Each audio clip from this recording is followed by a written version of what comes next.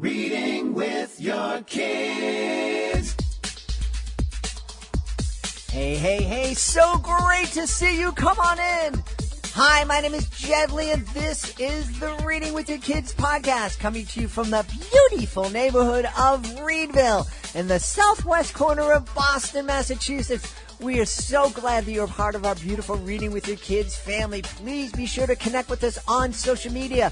Facebook.com/Reading with Your Kids. On Twitter, it's at Jedley Magic. And we are Reading with Your Kids on Instagram. Today, our guests are Nita Clark and Kathy Doherty, here to talk about There Are No Fireflies in Montana. We are also celebrating the fact that today Nita Clark is celebrating her 82nd birthday. 82 years young, still writing amazing children's books and sharing some great wisdom with us. Hey, you know, I think it would be very wise if you are anywhere in Southern California on October 6th. It would be very, very wise for you to join us at the Orange County Children's Book Festival. It is the largest book festival in North America, and the Reading with Your Kids podcast will be there. We will be there. We have a great exhibit booth that we would love for you to visit. Come on down. We have some great authors who are going to join us. Lisa Caprelli is going to be there. Helena Bailey should be making an appearance. Marla Humer may be joining us. And Dennis Matthews also may be joining us. And you can also check out my magic show on the Illustrator stage in the noon hour and also around 2:30. That is the Orange County Children's Book Festival and Costa Mesa, California, October 6th. It goes from 8:30 in the morning until 4 or 4:30 in the afternoon. Free admission. Check it all out. The Reading with Your Kids podcast at the Orange County Children's Book Festival. We also want to let you know that this episode of the podcast is brought to you by The Present is a Gift, a beautiful picture book by Elhanan Ogoric. This is a really, really wonderful book that introduces kids to the idea of mindfulness and also introduces kids to yoga. It takes kids on a trip into nature where they see animals doing all sorts of yoga poses. Really, really is a fun book, and we're really proud to be able to say that The Present is a Gift by Elhanan Ogoric is a Reading with Your Kids certified great read. Find out all about it. You can go to our website, readingwithyourkids.com, and search The Present is a Gift. You can also find The Present is a Gift on Amazon. The Present is a Gift, a Reading with Your Kids certified great read by Elhanan Ogoric. Joining us on the line right now from Canton in Ohio, just a stone's throw away from the Pro Football Hall of Fame. I think we need to create a Hall of Fame for children's authors, and maybe our guests will find their way there. It's a mother and daughter team. They are the authors of There's No Fireflies in Montana, and I can't wait to find out why. Please welcome back to our show our friends Nita Clark and Kathy Doherty. Nita, Kathy, how are you? Fine. How are you today? I am excellent. That was the voice of Kathy, and Nita is also there in the back. I think she's still with us. Are you there? Yes, I'm here. I'm just waiting, just taking my turn. Well, we're excited. Tell me, why in the world are there no fireflies in Montana? Well, you know, I did not realize it until one of the visits that my Montana family made back to Ohio. My daughter-in-law was so excited about staying up late so she could see the fireflies because she missed them. And they lived out in Montana for, 40 years now. More than 40 years.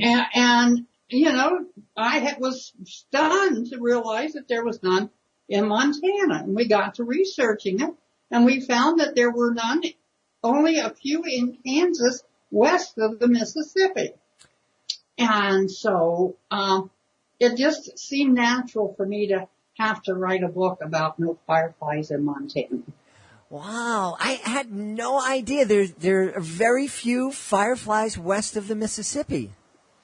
Yes, according to everything we were able to find, there are little spots here and there, you know, in Louisiana and places like that where it's a bit moist. But once you get out to the drier lands, they have bugs that are in the firefly family, but they do not light up. Oh, fascinating. So tell us the story, Kathy, I know you do the illustrations, but you watch the stories come together and you help edit the stories that your mom is creating. Tell us about this story.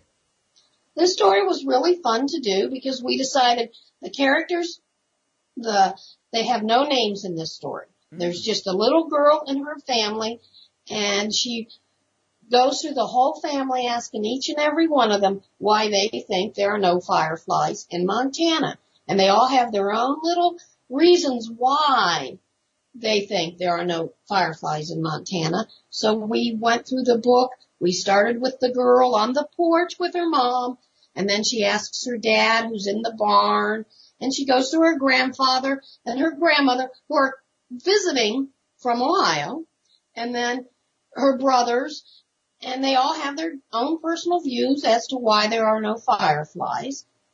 And the older brother has more of the actual answer to the question than the other reasonings, but it just was a fun book to make. Yeah. I actually had the idea, and it was the easiest book I've ever written, and it come together overnight. I don't sleep much, and I started thinking about how would I present that idea of not having any fireflies in Montana, and the words just came. And by the time I got up in the morning, I had gotten up several times during the night and already had the whole story outlined and ready to go. Nita, isn't it amazing sometimes how quickly some ideas come together and almost write themselves? Oh, I think most of my life's been that way. Everything has just kind of been exposed to me. I don't even think about it, and these ideas and these thoughts and these projects just come together. And so it didn't surprise me when I was able to get up one morning and have it all done, because it's like it's just something I'm supposed to do. And with this book, I wanted to stress again how important it is for a child not to hesitate to ask questions and not hesitate to rely on her family or on their family to get those answers that they need, that they have that family support.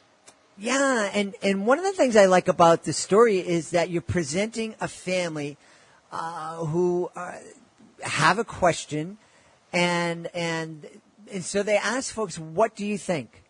And why do you think this is? And what do you think is going on with this? And it sounds like the members of the family are able to, they have they're comfortable enough to express themselves and express their ideas, even if they're not right. Their imagination, their thoughts are valued. Well, and I really wanted to point out that it was the little brother that, naturally sometimes irritates the older ones, that comes up with the answer that makes everybody laugh.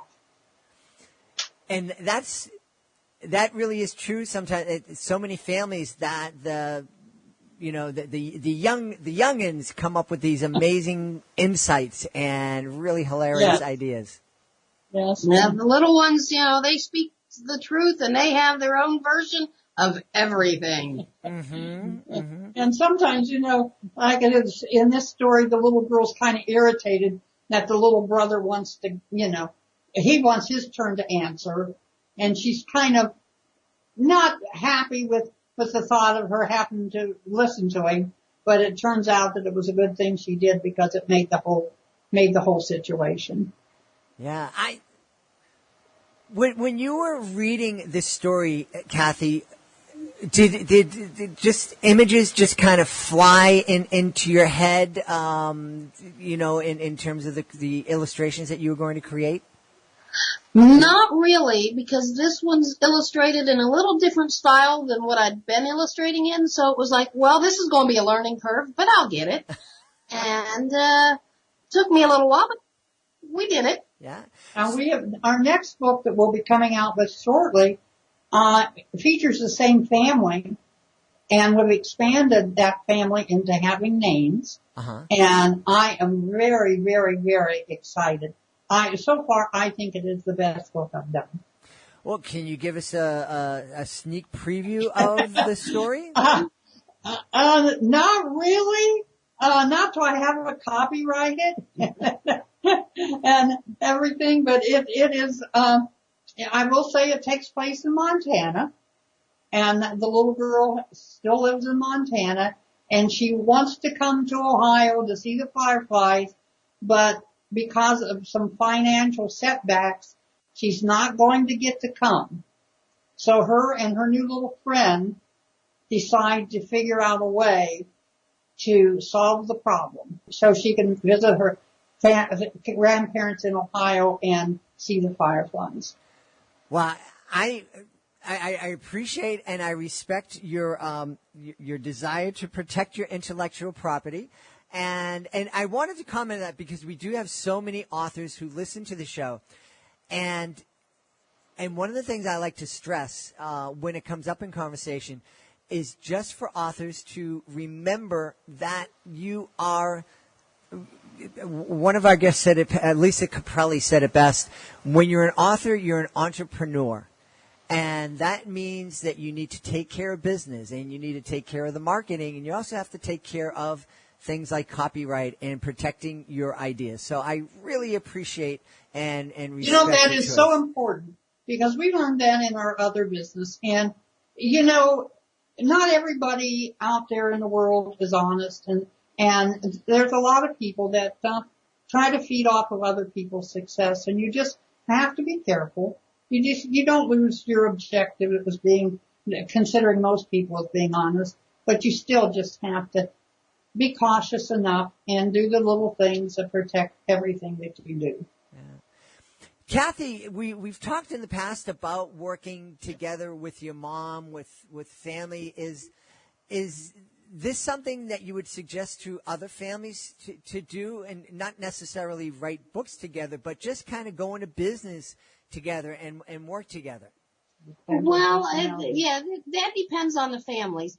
I can see my brother out in Montana, who's the family that we talk about, that it was him and his wife who were visiting last year, and they brought up the Firefly idea. Their family could work together. My other brother's family, not so much. It's all on personalities. Mm-hmm. So for some families it would work, and others there's no way it could work. Mm-hmm. But I would like to add one thing. Mm-hmm. Everybody has a story, and everybody should write that story. Not so much for publication or for other people's benefits, but can you imagine sitting down and picking up a manuscript or a story or a letter that your great-great-great-grandfather or grandmother had written? Can you imagine just setting that there and holding that in your hand mm-hmm. and learning what their life was like back in their time? Everyone has a story, and I think it's a shame that people don't take time to write it down and hand it down. I think that is a genius idea, and we've talked a lot here on the show about the value of family storytelling, and usually talking about it in terms of telling stories through pictures and whatnot. But what a beautiful idea, and what a beautiful tradition to start. Right now we're working on trying to revitalize a cemetery that my third great-great-grandfather and his two brothers are buried in. They were Revolutionary soldiers. And I did not know that until recently when we had a DNA test done. Mm-hmm. And I knew there was a family history, but I didn't know all of it. And I have been so amazed to stand at the feet at that gravesite and look at that name on those markers and realize what kind of life that they had and how wonderful it would be if I could just have something that they had written to hold on to that told me something about them. Yeah. And, like I said, everybody has a story. It might not be a story for publication, but you have it. We're all going to be history to somebody someday. Mm-hmm. And we owe it to them to leave them a legacy of what our lives were. Yeah, I agree. I had the pleasure. I was very close with my grandmother as I was growing up, and we did a lot of things together. But one of the most wonderful memories I have is sitting down with her and interviewing her, and it was for a school assignment. But asking her these questions kind of opened up chapters of her life that I was just unaware of. And it really brought us closer together. And I discovered that my grandmother was kind of a wild woman when she was younger. And that was a blast. But I can relate to that because when I was a 7th grader, I went to live with my grandmother. She was bedfast. But at the time I did not realize that it was terminal illness. Mm-hmm. But I went and I would go to school and I would come home at lunchtime. And I would take care of her needs and give her lunch and then walk back to school. But during those times, which I really thought I was being mean to, we shared stories and she told me stories. And she was the one that inspired me to have an interest in my ancestry and in our family history. That's like I said, at the time I thought it was that I was being picked on, but it turned out to be one of the most important periods of my life. Mm. And you've certainly had the pleasure of hearing a lot of stories from your mom, Kathy, as you're working together. Are you having a chance to have similar opportunities to share your story with your grandkids? Oh yes, we talk all the time. They like coming over here and talking to my mom more than they do me because they love to hear her stories that she has when she was growing up.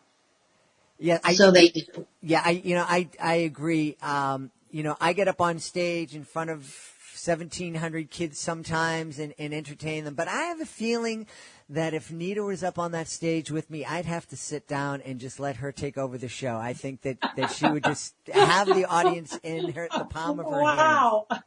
Coming from you, Jed, that really means a lot. Because we find you so entertaining and so, what you're doing is so helpful to all the families and the kids. And to me, if we teach a child to read and think, they'll educate themselves. If you give them the thirst for knowledge, the tools to, like I said, to read and to think, they can accomplish anything they want in this world.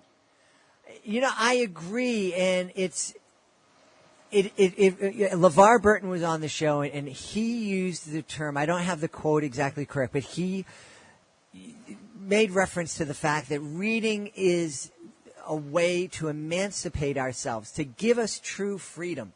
It's basic. You have to have it. Yeah. Once we're able to read and have the ability to learn and to think about what we're reading and learning, you're kind of giving yourselves a freedom to kind of go anywhere that you want, at least in your mind. And it's I absolutely agree with you. It is the greatest gift that we can give to our kids. I kind of laugh. My first year of school was in a one-room schoolhouse with 8 grades. That, my wife is a special needs teacher. Her head would explode if she heard that right now. We had a row of first graders, second graders, third graders, and I kind of said, thinking back, that was remedial. When the first graders were being taught, the second graders were listening. The third graders were listening. Mm-hmm. And while the second graders were being taught, the first graders were listening. Mm-hmm. So, maybe having all, grades in one classroom wasn't a bad idea. Well, I'm certainly not one to argue with you. As you were saying that, I'm reflecting back on the time that I coached soccer in a high school in a very competitive program. And we didn't separate the first years from the second years. You know, once you made the team, you were on the team. And, yeah, there was a lot of remedial stuff going on. And it was a benefit to everyone. It was a benefit to the kids who needed that remedial work. And it was a benefit to the quote-unquote stars of the team who, you know, those things kind of seemed to be reflexes. But it was really helpful for them. You know, I laugh. One of the things I remember the most about that year, we had one teacher. And one of the girls had fallen and broken her wrist, and he took her into the hospital in the town that was pretty close to us, and he put my big brothers in charge of the classes. And of course they took the easy way out. They had us do the whole book. They had us read our whole first grade reader in one afternoon, and the other kids, you know, just listened. And you know, that was one of the funniest things I ever experienced was, you know, when my big brothers got to be the teacher. Can you imagine today what would happen if a classroom was left to 8th graders? No. No. You know, but that's the way it was back then. You know, he was the only one that had a car. Mm-hmm. You know, you got to remember that was back in 1942, 1943. So, you know, there wasn't the telephones. There wasn't, you know, you couldn't pick up the cell phone and call 911. Right. Yeah. It was just a different time. And you're mentioning it's a different time, and it seems like a world away. It seems like a different world, but it's really you know, these changes, you know, to the point, you know, when you're in first grade, you couldn't pick up a phone to call for help. You had to, you know, the one teacher had to take that child to the hospital. And now we're living in a time where most first graders have a cell phone in their pocket and they can all pick up the phone and call for help. But all of that happened in your lifetime. Yes. And so think of you know, and it brings back that idea of writing your own story, how important that is. Even for us now, it's like, okay, so now we're living with, you know, first graders all have their own cell phones. But what's life going to be like 30 years from now, 50 years from now, 80 years There's from no now? way we could have imagined what the world would be like today. Mm-hmm. I mean, it was completely, well, I remember when Buck Rogers, they actually banned Buck Rogers because they were worried that they were putting false ideas in the kids' heads that it was possible to go into outer space. Wow. Wow. Yes, Buck Rogers was banned for a period of time because of the outrageous ideas that us young kids were getting. Look at that. So times have changed. You learned so much listening to the Reading with Your Kids podcast. Today in this episode alone, you've learned that there are no fireflies west of the Mississippi and that Buck Rogers was banned at one time for spreading crazy ideas. I had never known either one of those things, and I'm excited that I had a chance to learn that today. And I know folks are going to want to know more about your books and where they can find it. So, Kathy, please remind us where we can connect with you online. Well, you can always find us at our website, which is aneatreadpublishing.com. And then we're on Amazon. We're on barnesandnoble.com, Apple Books.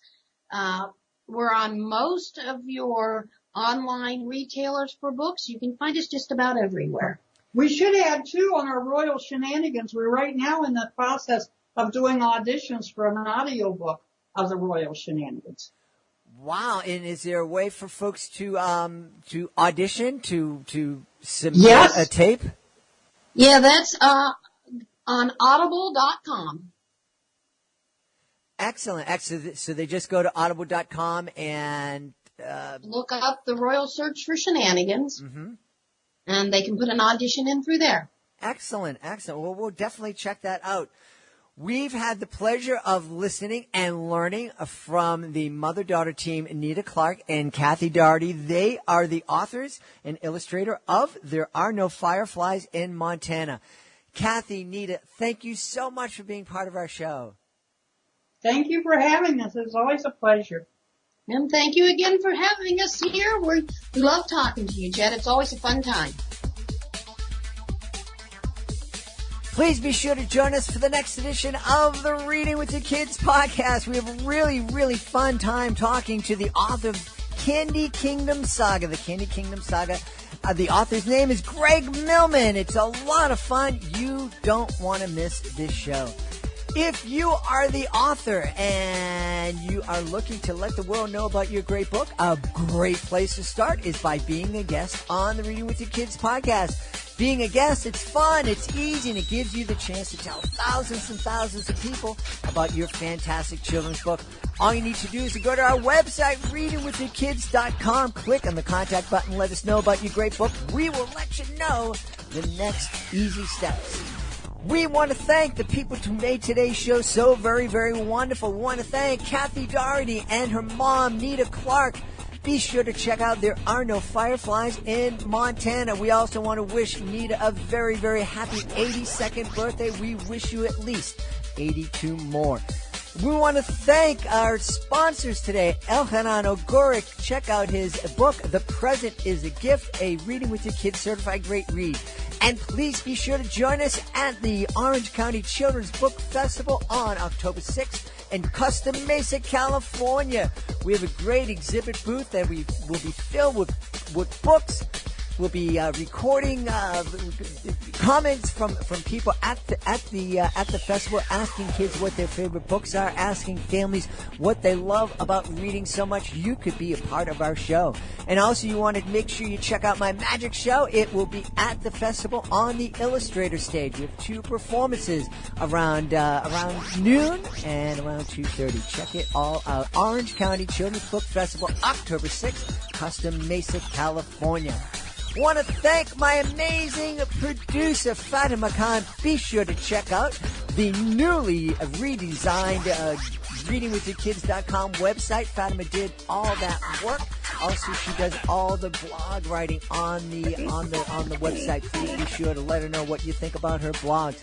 I want to thank my beautiful wife for all the support that she gives me. I want to thank Augie the doggy for having my back here in the studio, and we want to thank you. Thank you so much for taking the time to join us today, and as always, thank you so much for taking the time to make the world a better place by reading with your kids. I'll be looking for you the next edition of the Reading with Your Kids podcast.